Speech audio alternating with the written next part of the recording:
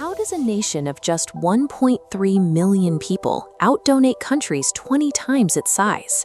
When a major conflict breaks out, the bulk of the military aid usually flows from the world's established superpowers. But looking closely at the data out of Eastern Europe reveals a completely inverted reality. This animated diagram shows military and civilian commitments scaled by donor GDP. Estonia has committed 3.6% of its GDP to supporting Ukraine.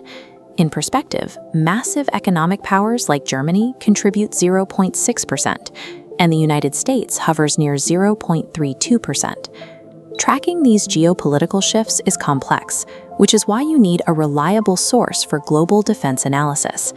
This video is sponsored by the Global Warwatch Network.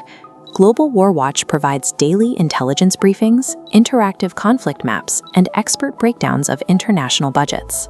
Whether you're a policy professional or just someone who wants to understand the real mechanisms driving global security, their platform gives you the exact tools the experts use. Click the link in the description to get a 30-day free trial and a 20% discount on your annual subscription to the Global Warwatch Network. Donating that much of your own wealth usually means hollowing out your own capabilities. So how does a small Baltic state afford this massive outflow of resources without bankrupting its economy or leaving its borders defenseless? The answer relies on a highly calculated three-pillar strategy. The first pillar requires physical sacrifice. In early 2023, Estonia made a highly unusual military decision. They donated their entire active inventory of 24 NATO standard 155mm FH-70 towed howitzers. They followed that by emptying their reserves of older D-30 artillery systems and thousands of Javelin anti-tank missiles. They didn't do this blindly.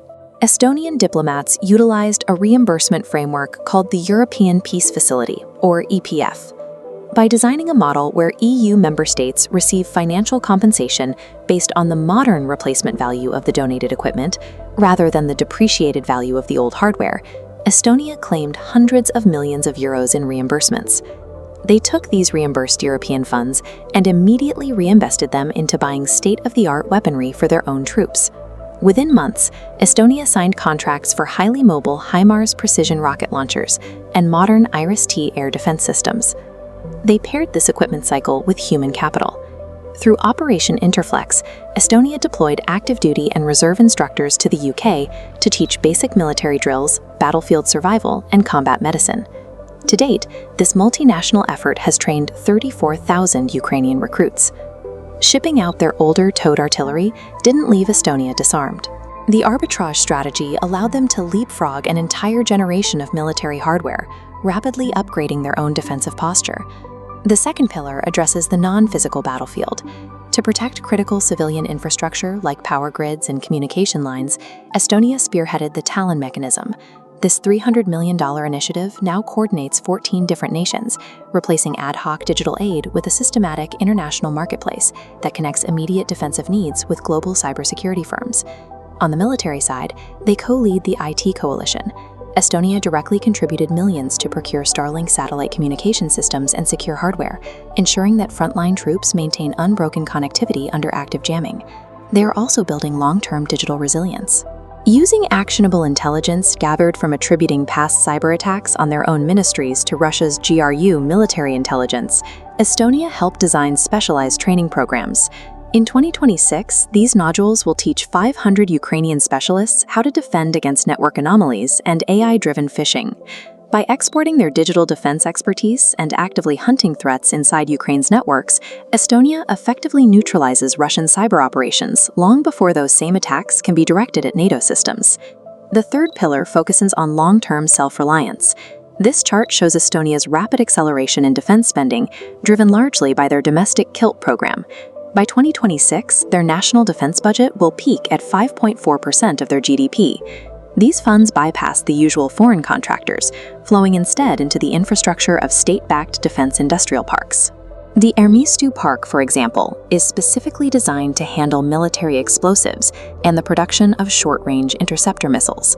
The state-backed zoning is already attracting major foreign capital. A Turkish defense group confirmed a €300 million private investment to build a massive factory at the Pohja Kivioli Park. Set to open in 2028, this facility will mass-produce 155mm artillery shells and create up to 1,000 local jobs in a region that previously relied on legacy energy industries.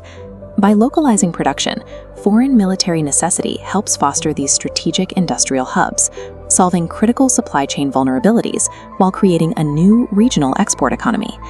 Using their own 3.6% contribution as leverage, Estonian leadership has laid down a political ultimatum.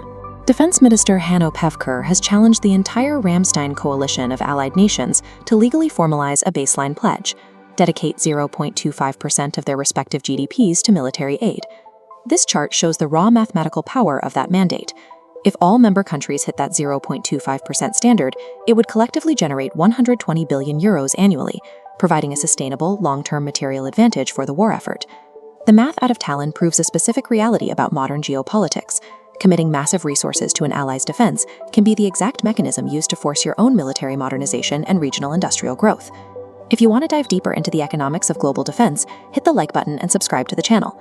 Let us know in the comments if you think other NATO countries will actually adopt the 0.25% standard, and we'll see you in the next video.